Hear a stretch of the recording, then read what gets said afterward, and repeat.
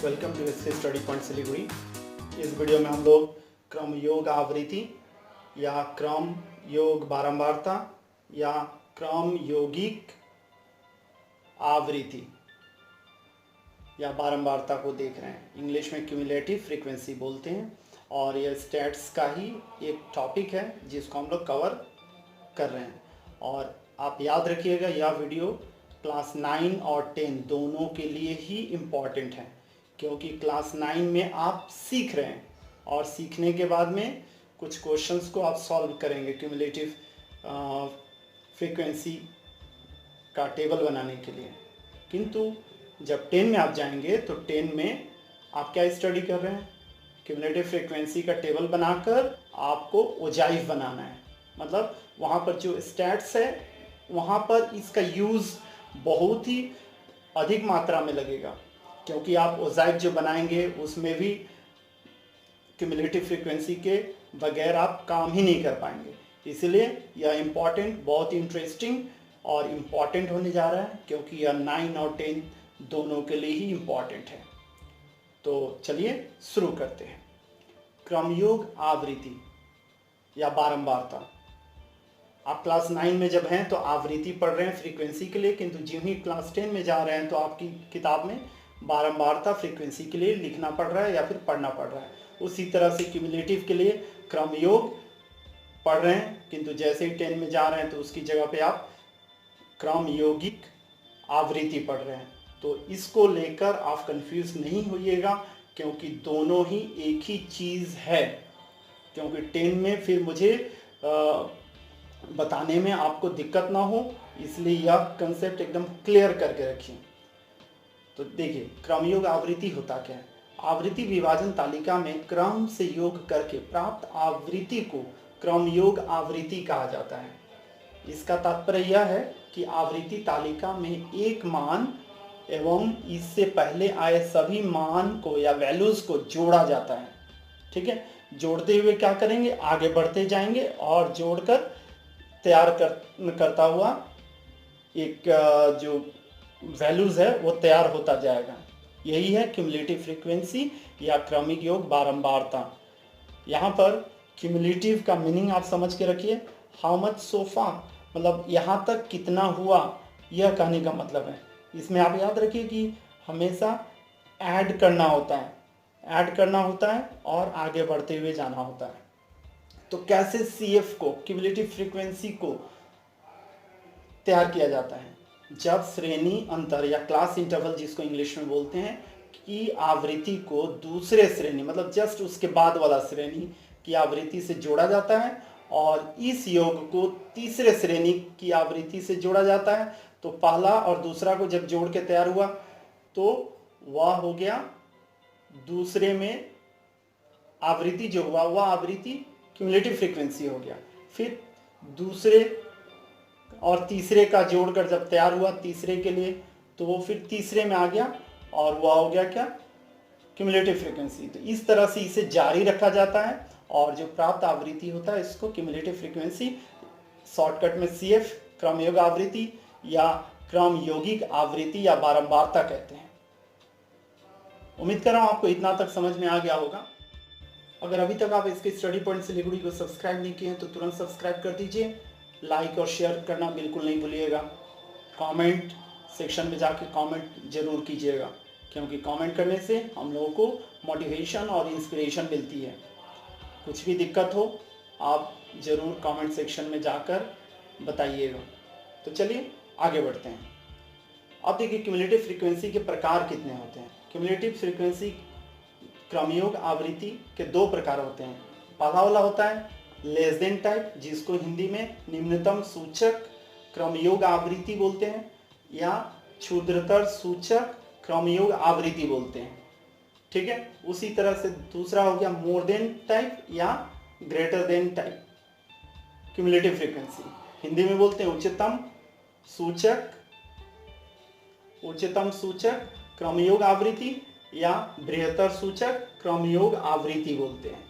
तो इस दोनों टर्म को आप देखकर कंफ्यूज नहीं होइएगा, याद करके रखना होगा। अब बात करते हैं क्लास 9 के रेस्पेक्ट में। जब आप 9 में वेस्ट बंगाल बोर्ड का जो सरकारी किताब है उसकी तहत जब पढ़ेंगे तो आपको मिलेगा न्यूनतम सूचक क्रम योग आवृत्ति। 10 में जाएंगे आपको मिलेगा क्षुद्रता सूचक क्रमिक यौगिक बारंबारता। तो आप कंफ्यूज एकदम नहीं होइएगा, क्योंकि दोनों एक ही चीज़ है, केवल नामों का हेर फेर है, जिसके कारण बच्चे क्या होते हैं, काफ़ी कंफ्यूज हो जाते हैं कि 9 में क्या सीखा था, 10 में क्या सीख रहा है। इस तरह की बात एकदम नहीं होनी चाहिए। उसी तरह से बृहत्तर सूचक क्रमयोग आवृत्ति, इसी को 9 में आप पढ़ रहे हैं उच्चतम सूचक क्रमयोग आवृत्ति।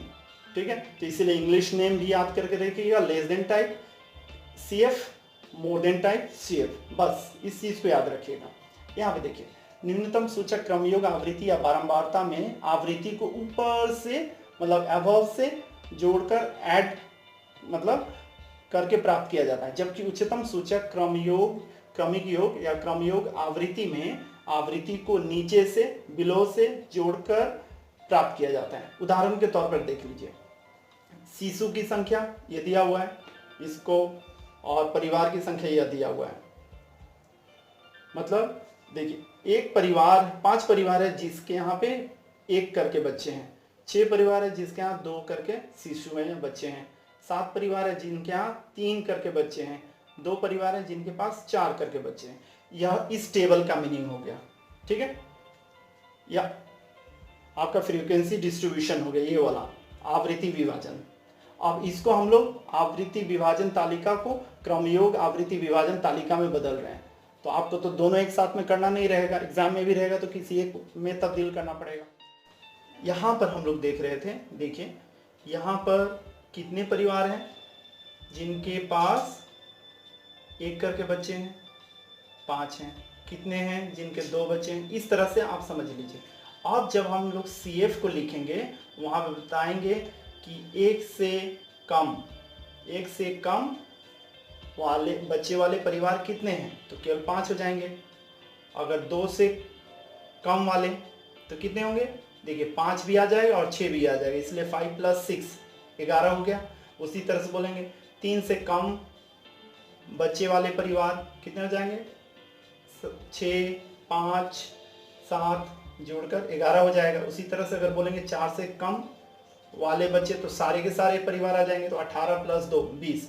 तो यहाँ पर 20 परिवारों का दिया गया है पूरा डाटा, जिसमें प्रत्येक परिवार, इन 20 परिवार में कितने बच्चे प्रत्येक परिवार के पास में है बताया गया। तो इस तरह से अगर हम लोग लिखते हैं तो इसको बोला जाएगा लेस देन टाइप, निम्नतम सूचक क्रमयोग आवृत्ति। ठीक है, और पूरे को लेकर आवृत्ति विभाजन तालिका बोलेंगे, क्रमयोग आवृत्ति विभाजन तालिका बोलेंगे। अब देखिए अगर मोर देन टाइप लेते हैं, मोर देन टाइप उसमें क्या होगा, देखिए नीचे से ऊपर की ओर हम लोग आएंगे ऐड करते हुए। कैसे होगा, यहाँ पे देखिए, यहाँ पर कहने का मतलब क्या होता है, यहाँ पर इस जगह पे देखिए, इस जगह पे मोर देन टाइप। अब आप बताइए 1 से ज़्यादा, पहले तो 4 या 4 से ज़्यादा। यहाँ पे और एक चीज़ समझ लीजिएगा, यहाँ पर जब हम लोग लिखते हैं तो लेस देन टाइप या मोर देन टाइप में तो बोलते क्या है, 1 या 1 से कम, 2 या 2 से कम, 3 या 3 से कम, 4 या 4 से कम, इस तरह का लेस देन में। किंतु जब मोर देन टाइप में जाते हैं तो वही चीज़ें लिखते हैं, 4 या 4 से ज़्यादा या अधिक, 3 या 3 से अधिक, 2 या 2 से अधिक, 1 या 1 से अधिक, इस तरह से। तो देखिए जब 1 या 1 से अधिक जब होगा तो सब सारे के सारे 20 परिवार आ जाएंगे, है ना। तो देखिए 4 या 4 से अधिक कितने हैं, केवल 2 होंगे। 3 या 3 से अधिक में कितने आएंगे, 3 से, देखिए 3 से अधिक तो 4 भी है, तो 7 और 2 9 हो जाएगा। उसी तरह से 2 या 2 से अधिक होने से कितना हो जाएगा, नीचे का ये 9 और 6 15 हो जाएगा। फिर इसी तरह से यहाँ पर 1 या 1 से अधिक तो 15 और 5 यहाँ का जुड़ गया, 15 और 5 पहले का तो 20 हो जाएगा। तो इस तरह से हम लोग जो तैयार करते हैं यही कहलाता है क्रमयोग आवृत्ति। ठीक है, टेबल बोलेंगे या फिर तालिका बोलेंगे। उम्मीद कर रहा हूं इतना तक समझ में आ गया होगा। उदाहरण के तौर पर हम लोग देख रहे हैं और समझने की कोशिश कर रहे हैं इस वीडियो में क्रमयोग आवृत्ति या क्रमिक योग बारंबारता या क्रमिक योग आवृत्ति को। और आप इस वीडियो में क्लास 9 और 10 दोनों के लिए इम्पॉर्टेंट होने वाला वीडियो है। ठीक है, तो देखिए आपके पास एक उदाहरण दिया गया है, एक टेबल दिया गया है जिसमें श्रेणी मतलब प्राप्तांक दिया गया और आवृत्ति छात्रों की संख्या बताई गई है। 0 to 10, 10 to 20, 20 to 30, 30 to 40, 40 to 50 अलग अलग कलर में दिखाया गया, आप ध्यान से देखिए। और दिया गया 5, 9, 11, 16, 9 यह दिया गया है आपके पास छात्रों की संख्या। अब इस टेबल को हम लोग क्या करेंगे, उच्चतम सूचक क्रम योग आवृत्ति और न्यूनतम सूचक क्रम योग आवृत्ति में तैयार करके देखेंगे कि किस तरह से आप इस टेबल को दोनों में कन्वर्ट कर सकते हैं या तब्दील कर सकते हैं, क्योंकि एग्जाम में यही आने वाला है। और 9 में बेसिकली 9 में या फिर क्रम योग आवृत्ति विभाजन से आवृत्ति विभाजन तालिका में या आवृत्ति विभाजन तालिका से क्रम योग आवृत्ति विभाजन तालिका में कन्वर्ट करना आप 9 में सीखेंगे। आपका सिलेबस यही रहेगा 9 में, किंतु जिम ही 10 में आप जाते हैं तो आपके पास आवृत्ति विभाजन तालिका से ही क्रम योग आवृत्ति विभाजन तालिका में जाना है। और उसके बाद में इस टेबल की मदद से आपको ओजाइव तैयार करना पड़ेगा ग्राफ की मदद से। तो अगर आप इसी को नहीं जानते, यही बेसिक अगर आपका पक्का स्ट्रांग नहीं है, मजबूत नहीं है, तो आप किसी भी कीमत पर ओजाइव नहीं बना पाएंगे। इसलिए यह इंपॉर्टेंट क्लास 10 के लिए भी बहुत इंपॉर्टेंट है। ठीक है, तो आप देखिए सबसे पहले आपको लिखना कैसे है। देखिए पहले लिखा हुआ है श्रेणी, या आप प्राप्तांक लिख लीजिए। एक्चुअली श्रेणी हम लोग क्लास केवल वहाँ पे नहीं बोलते, यहाँ पे जब भी लिखते हैं ऊपर में जो लिखे हैं वहाँ पे प्राप्तांक या श्रेणी लिख रहे हैं, वो एग्जैक्टली मीनिंग क्या है वहाँ पे, क्लास इंटरवल है। इस चीज़ को आप समझ लीजिएगा। आप नीचे में 1 नंबर जहाँ पे लिखा गया वहाँ पर देखिए, इस जगह पे आप देखिए, यहाँ पर दिया गया है श्रेणी, उसके बाद आवृत्ति छात्रों की संख्या और न्यूनतम सूचक क्रम योग आवृत्ति, या क्यूमुलेटिव फ्रीक्वेंसी के लिए CF लिखा गया है। आप देखिए आपको पहले ही मैंने बताया है कि जब भी आप न्यूनतम या लेस देन टाइप यूज करते हैं क्यूमुलेटिव फ्रीक्वेंसी, तो आप आइदर इस तरह से लिख सकते हैं 10 या 10 से कम, आप ये लिख सकते हैं। या अगर आप चाहें कि नहीं मैं ऐसे पूरा लंबा नहीं लिखूंगा, तो आप 10 से कम क्यों लिख सकते हैं, 20 से कम लिख सकते हैं, 30 से कम, 40 से कम, 50 से कम भी लिख सकते हैं। यह कोई हार्ड एंड फास्ट रूल नहीं है कि आपको या और उसके पहले वाला हिस्सा को भी लिखना पड़ेगा। ठीक है, एम आई राइट हियर। आप देखिए 10 या 10 से कम, 5 जिस तरह से आवृत्ति दिया गया वैसे उतार लिया। उसके बाद देखिए 5 या 5 से कम जब बोल रहे हैं तो टेबल में देखिए 5 से कम, यहाँ पर 10 से कम, तो 0 से 10 के बीच में 5 छात्रों की संख्या तो 5 ही होगा। किंतु 10 से 20, 20 से कम, तो 20 से कम में कौन हो रहे हैं, 20 से कम में 9 भी आ रहा है और ये 10 से कम वाला भी आ रहा है, इसलिए वो जुड़ गया, 9 + 5 14 हो गया। आप जब बोल रहे हैं आप 30 से कम, 30 से कम में कौन आ रहा है, 11 भी आ रहा है, 9 भी आ रहा है, 5 भी आ रहा है, तो इन तीनों को जोड़ दिए। देखिए तो 14 पहले जोड़े थे दोनों को, तो 14 + 11 25 हो गया। उसी तरह से 40 से कम जब बोल रहा हूँ मैं यहाँ पे, तो 16 से कम, 16 छात्रों की संख्या 11 9, ये सारे के सारे आ जा रहे हैं। तो कितने हैं यहाँ पे देखिए, मतलब जो भी बच्चे 40 से कम नंबर पाए हैं वो सब इसमें आ गए। ठीक है, तो 25 + 16 41 हो गया। फिर 50 से कम जब मैं बोल रहा हूँ तो 9 बच्चे जो 50 से कम पाए हैं वो भी आएंगे, 40 से कम पाने वाले बच्चे भी आएंगे, फिर 11, फिर 9 और फिर 5, ये सारे बच्चे आ जाएंगे। तो 41 + 9 मिलकर 50 हो जाएगा। कहने का मतलब यहाँ पर क्या है, ध्यान से समझिएगा। जब मैं 20 से 30 की बात कर रहा हूँ तो 20 नंबर से 30 नंबर के बीच में कितने बच्चे पाए हैं नंबर, 11 बच्चे। किंतु 10 से 20 के बीच में कितने नंबर पाने वाले बच्चे हैं, तो केवल 9।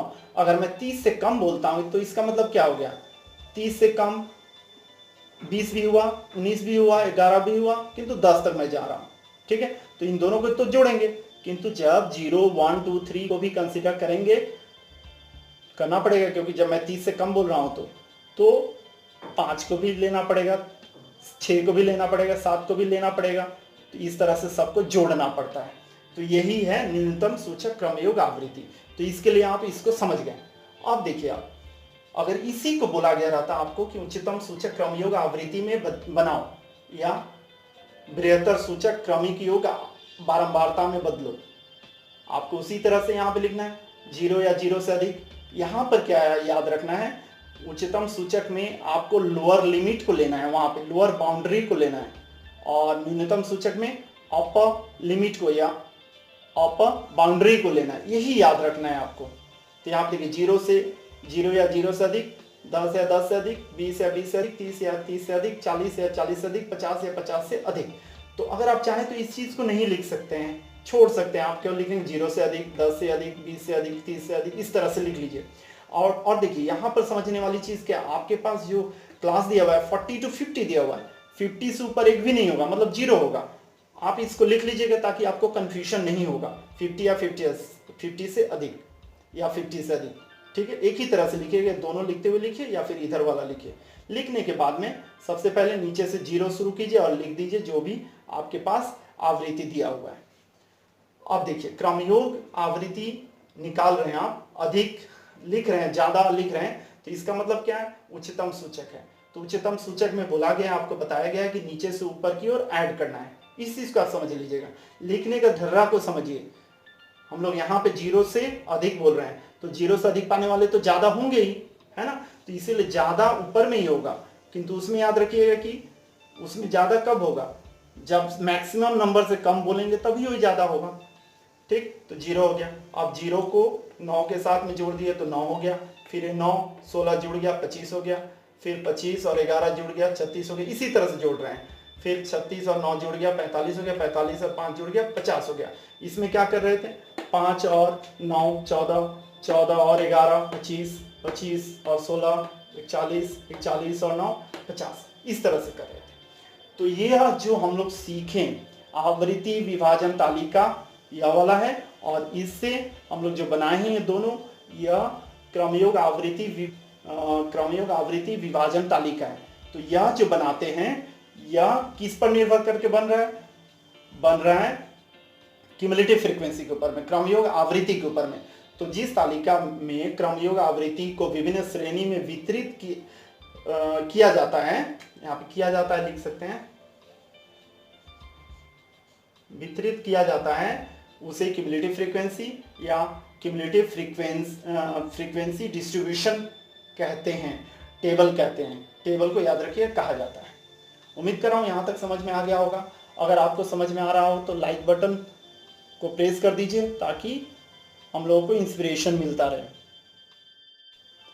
तो उम्मीद कर रहा हूँ आपको स्टैट्स का क्रमयोग आवृत्ति विभाजन के बारे में समझ में आ रहा होगा, उसकी तालिका के बारे में और क्यूमुलेटिव फ्रीक्वेंसी के बारे में भी समझ में आ रहा होगा। अभी आप अपनी स्क्रीन पर देख पा रहे होंगे आवृत्ति विभाजन तालिका से किस तरह से क्रमयोग आवृत्ति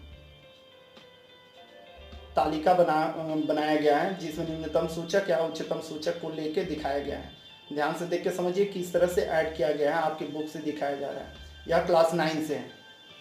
अब आप क्लास 10 का देखिए, जिसमें श्रेणी और बृहत्तर सूचक बारंबारता क्रमिक योग करके लिखा गया। लिखने का तरीका आप जैसे यहाँ पे बताया गया, अभी बताया गया, उसी तरह से लिखिएगा। किताब में दिया गया उस तरह से नहीं लिखिएगा, उसमें भी एक साथ में क्षुद्रतर और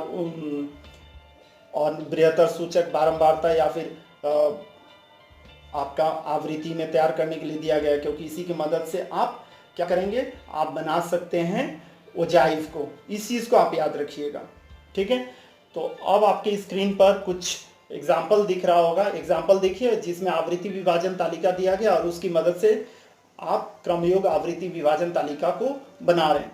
ध्यान से देखिएगा, आपके पास प्राप्तांक दिया गया, छात्रों की संख्या दिया गया है और उसी को लिख कर दिखाया गया प्राप्तांक, और न्यूनतम सूचक क्रमयोग आवृत्ति में कन्वर्ट किया गया है, ठीक है। दूसरा एग्जाम्पल देखिएगा जिसमें आपके पास श्रेणी दिया गया या प्राप्तांक भी पकड़ सकते हैं आप, और उसकी मदद से क्लास इंटरवल बना देते हैं हम लोग, या फिर श्रेणी सीमांत बना लेते हैं, फिर फ्रीक्वेंसी लिखते हैं, फिर प्राप्तांक को, चूंकि इसमें हम लोग मोर देन टाइप में जा रहे हैं इसीलिए इस तरह से बना के दिखा रहे हैं, नीचे से ऐड करते हुए ऊपर की ओर और पहले वाले में ऊपर से ऐड करते हुए नीचे की ओर। तो पहला वाला में आपने केवल प्राप्तांक देखा था डिस्ट्रिक्ट डाटा को लेकर, डिस्क्रीट डाटा को लेकर, और इसमें आप देख रहे हैं कंटिन्यूस डाटा को लेकर।